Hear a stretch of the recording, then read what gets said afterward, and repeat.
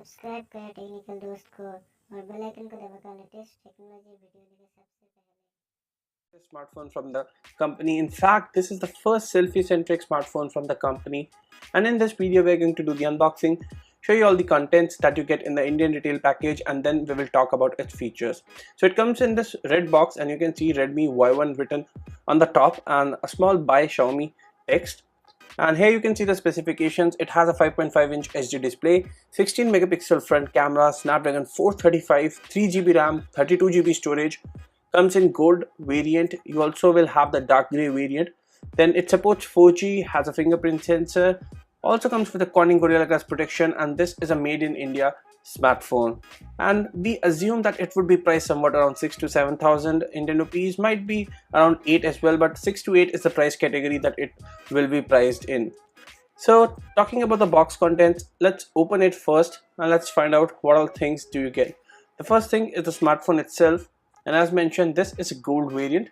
It does not feel heavy once you take it out and hold it, and we will be talking more about the device in a minute. Let's just check out other contents present in the box.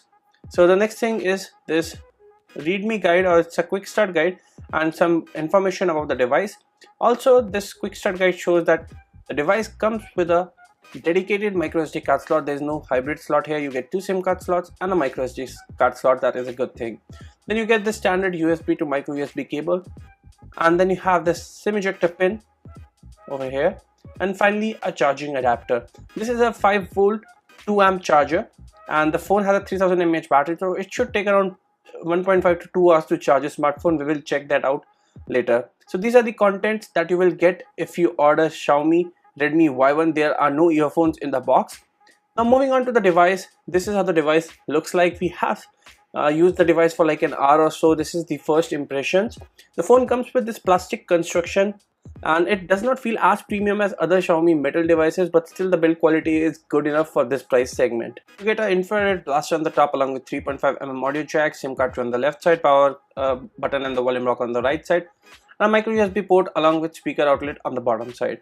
Overall, in terms of design and build quality, the smartphone looks good enough, but the build quality could have been slightly better, but then the pricing would have been slightly higher due to a metal construction. Then you get this 5.5-inch HD display, which is being protected by Corning Gorilla Glass, below which you have usual Android touch buttons. They don't have any kind of backlit though. On the back, as mentioned, you get this 13 megapixel shooter along with fingerprint sensor, and the fingerprint sensor works really well without any issues. Talking about the display, this is an HD display, but the viewing angles are really nice. The color reproduction is also good, and we tried using the display in outdoor conditions as well. This is a very bright and a vivid display. We didn't face any issues as far as the display is concerned. Additionally, as we said earlier, it is being protected by Corning Gorilla Glass, so that's an added advantage. Now let's talk about the hardware and the software part. The phone is being powered by Snapdragon 435 processor. You get 3GB of RAM, 32GB of storage, Android 505 GPU unit, and it is running on Android 7.1.2 out of the box. That's not all. You get the latest MIUI 9 on the device, and we will talking about the MIUI 9 in a separate video.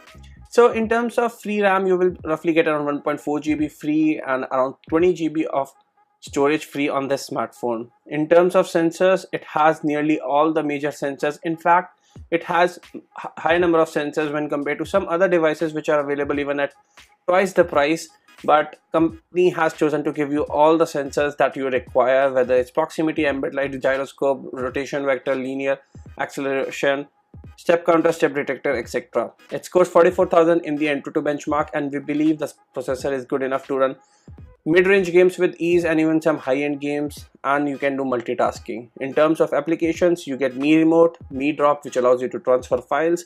You have security application, themes, etc. As mentioned, we will be discussing about MIUI 9 features later on. Now let's move on to the camera part. The main highlight of this device is the 16 megapixel front shooter, which comes with LED flash, but it also has a 13 megapixel back camera with face detection autofocus. You do have some options available on the smartphone which allows you to capture panorama shots, audio notes, manual settings, beautify, etc. But let's move on to the image quality. We have captured some images from the front as well as from the back camera of Xiaomi Redmi Y1 smartphone. So this image was captured using the back camera, and you can see the color reproduction is nice. Even the amount of details is fine. Even as you can see, the background has been slightly blurred, and some more samples. Again, this is just the initial impressions, as we have used the device just for an hour or so. We will be doing a detailed test later on, and you can see some more samples. The camera seems to work fine. The front camera is the highlight here, so let's talk about it. This was taken in a very low light situation, and the front camera works really well in good light conditions. In outdoor conditions, we were not able to test the outdoor conditions right now, but the front camera seems to work really well if there is ample of light or if light is good enough. So yes, Xiaomi has focused on selfie camera here. We found it to be working well in case of normal light conditions.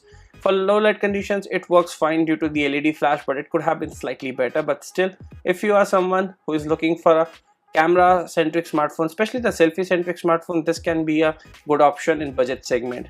The device comes with a 3000 mAh battery, has a fingerprint sensor, supports 4G and other major connectivity options as well.